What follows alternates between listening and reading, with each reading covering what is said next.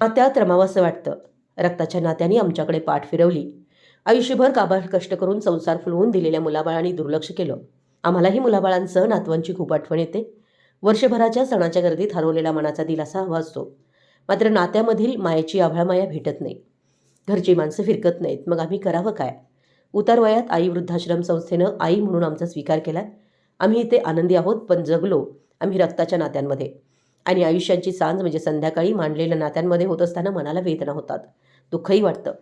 पण परमेश्वरानं जन्म दिलेल्या मुलासह रक्ताच्या नात्याला सुखी ठेवावं अशा भावना आई वृद्धाश्रममधील वयोवृद्ध मातांनी अश्रूंना वाट मोकळी करून देत व्यक्त केल्या.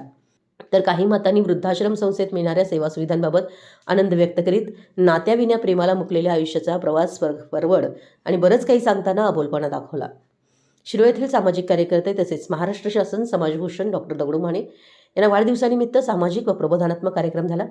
या उपक्रमाच्या अनुषंगानं मंगळवारी निमशिरगाव येथील आई वृद्धाश्रम येथे निमित्त वाढदिवसाचे प्रबोधन समाजमनाचे या संकल्पनेतून आयुष्याची संध्याकाळ एक हृदयस्पर्शी कार्यक्रम झाला.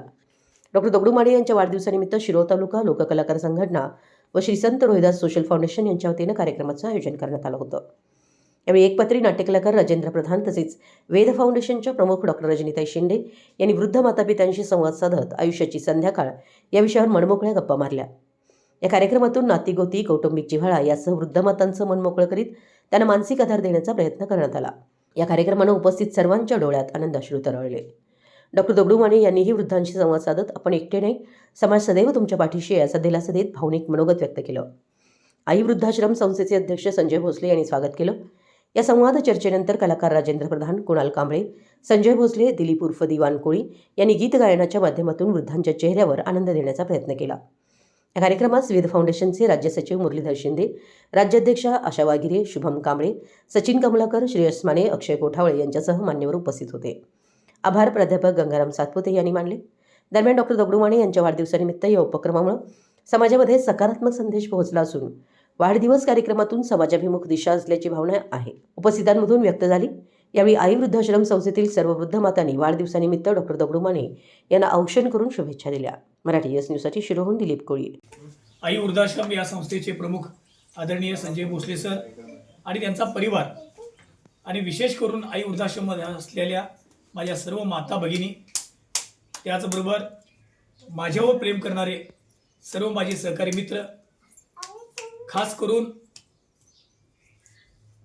निमित्त वाढदिवसाचे आणि प्रबोधन समाज मनाचे या अंतर्गत आयुष्याची संध्याकाळ वृद्धाश्रममध्ये असणाऱ्या मातांची कशी असते हे समजून घेण्यासाठी आम्ही इथे खास आलो होतो. वाढदिवस जरी माझा असला तर मला सातत्यानं वाटतं की समाजाप्रती काहीतरी आपण योगदान देत असताना समाजाला काहीतरी नवा संदेश वाढदिवसाच्या निमित्तानं जावा, यासाठी खास करून माझ्या मातांची मुलाखत घेण्यासाठी आदरणीय राजेंद्र प्रधान, सिने नाट्य कलाकार, आदरणीय आमच्या भगिनी रजनीताई शिंदे, मुरलीधर शिंदे साहेब, वागिरे मॅडम, संजय भोसले सर, दिवान कोळी, गंगाराम सातपुते सर, अशी सगळी मंडळींनी या ठिकाणी त्यांच्याशी बोलतं केलं. आणि ज्यावेळेला मातांशी संवाद सुरू होता त्यावेळेला अनेक मातांच्या डोळ्यामध्ये पाणी आलं. डोळ्यामध्ये पाणी तरंगत असताना मला माझ्या आईची, माझ्या वडिलांची, माझ्या कुटुंबाची जाणीव झाली की माझ्यासुद्धा आई, आता माझी आई वयानं 85 वर्षाची आई आमची वृद्धाश्रम इथं येऊन गेल्यात बऱ्याच वेळा. पण आज 85 वर्षाची माझी मातोश्री, तिची सेवा करण्याचं काम माझी मिसेस पत्नी करते.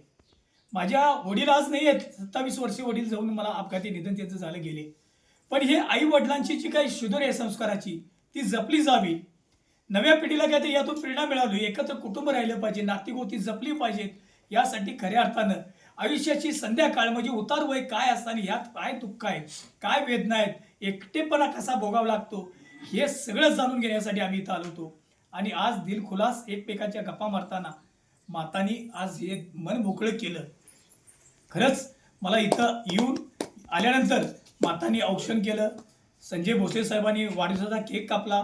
मी वाढदिवसाचा केक कधीच कापत नाही, कारण मला ते आवडत नाही. मला वाटतं एखादं काहीतरी नवीन रोपटं लावावं, नवीन विचार काहीतरी पेरणी करावी आणि वाढदिवसाचं खरं ते सार्थक व्हावं अशा भावनेने मी करतो.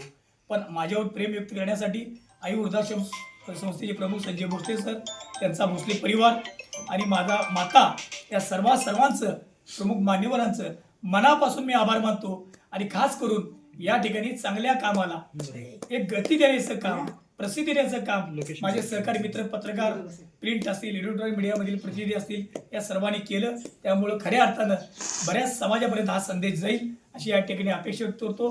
पुन्हा एकदा या ठिकाणी माझ्या वाढदिवसानिमित्त मला इथं खास करून तुम्ही कौतुक केलं, सत्कार केला आणि यात सहभागी करून घेतलं, त्यामुळे मनापासून आपण सर्वांचा आभार मानतो. धन्यवाद.